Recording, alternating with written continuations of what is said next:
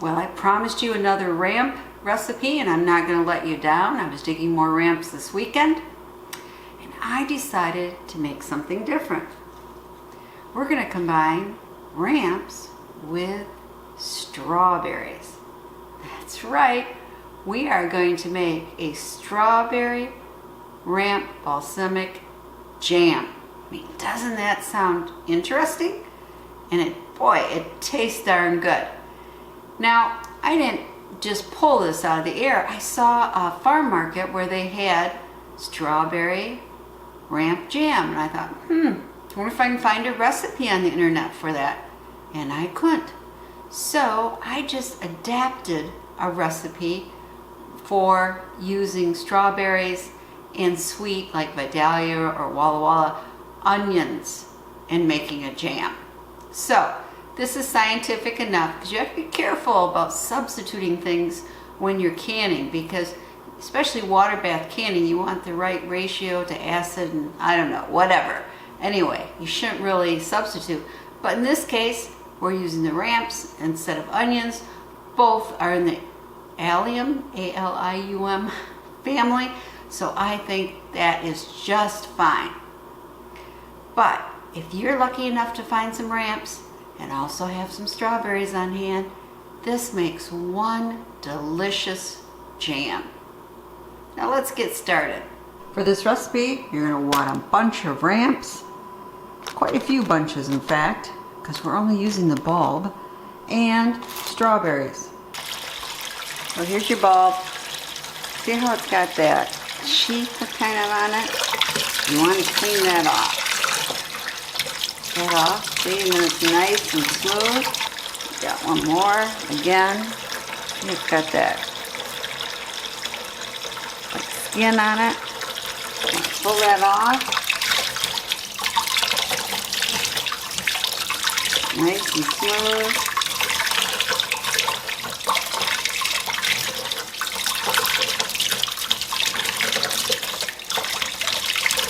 And clean your leaves well. And that's all there is to it. So we're just going to cut off your root, okay? And you want to wipe it. That's what I do anyway, to make sure there's no soil on it. And generally I do all the roots at once, so I couldn't have any soil on my knife, because we don't want our jam to have any grittiness in it, right? And these do come from the ground. So you're just going to slice it nice and thin up to about where this pink part starts. Okay?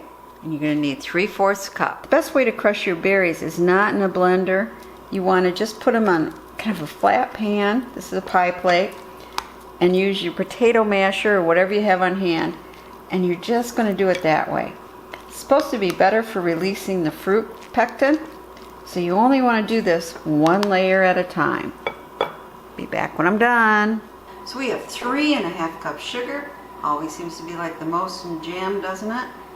And then 2 cups of our mashed strawberries. 3/4 cup of our sliced thin ramps. 1/8 cup of our balsamic vinegar. And 1/2 teaspoon of butter for the froth. So let's get started. Now, one of the questions I always get is, but do you eat the green leaves too? Well, yes, we do. I have a recipe for making excellent ramp greens, but now in this case, you know, we're missing the bulb. So you can still use the leaves, just add some onion and garlic to the recipe and replace the bulb, and you'll have great greens. But if you prefer, you can also make pesto out of it. Or a ramp butter. There's a lot of different things you can do with the greens. So don't throw them away. Now I have all the ingredients mixed in my pot here, but I realize I forgot to tell you, you need a 1/2 package of Sure Jell. So we're going to put that in. So I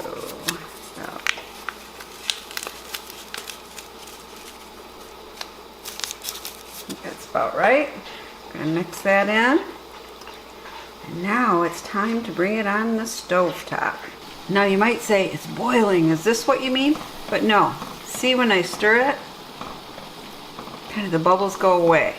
When we get to that rolling boil, stirring it isn't going to make any difference, which is why you want a high pot. Trust me on that. Okay, can you see how it's bubbling now? See how I'm stirring it? It keeps on bubbling. This is what we want for 1 minute. And keep stirring while it boils. Now we're going to want to ladle our jam into our jars. And I'll try not to make too much of a mess. And yes, you could use a funnel. But what's the fun in that?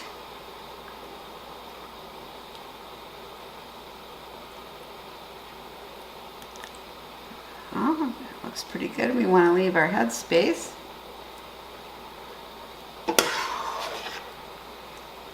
Starting to thicken.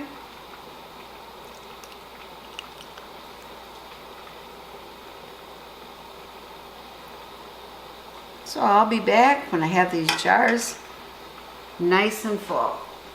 Okay, I'm debubbling just to be safe here, but it's liquid enough that I don't think that's needed.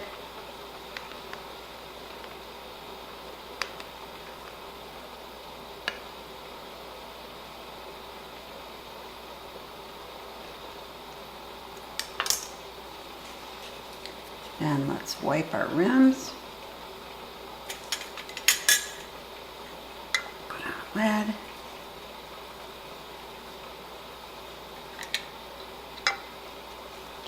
And wipe that one.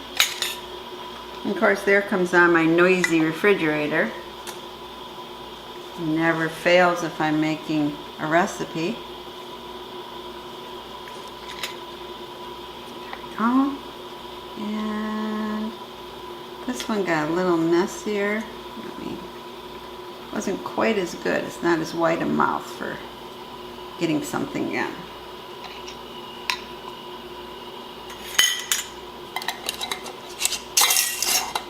Now you just fingertip tighten. We're to get ready to put it in the canner. All the jars are in my water bath canner. We're going to get it up to a nice rolling boil. Put the top on here, and when that happens, we're processing for 10 minutes. Be back when it's done.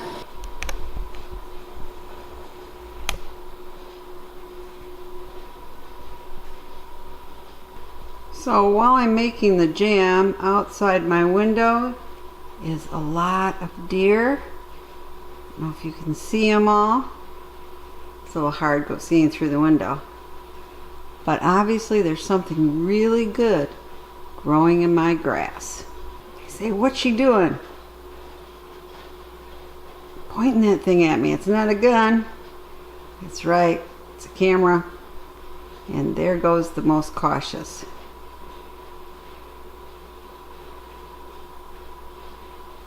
Well, there they are. Oh, you heard that ping. They have been pinging, so I think they all are going to seal. But let's try a taste test. I saved a little bit when I was jarring it up. Okay, now let's just put a little of this jam on it. Doesn't that look good? And there you can see some of the ramps. Okay, let's do our taste test. We get nice crunchy French bread with our jam.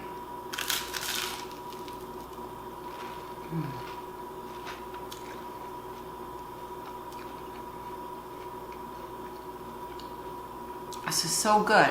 It has a sweetness, but then I don't know how to describe it.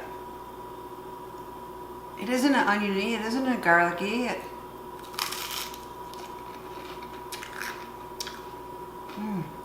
It's just a good another flavor. I really like this jam. It's something different. I'm sure it would go well with meat too, but boy does it go well right on a piece of toast. So, if you're lucky enough to have ramps, think about making some strawberry ramp jam.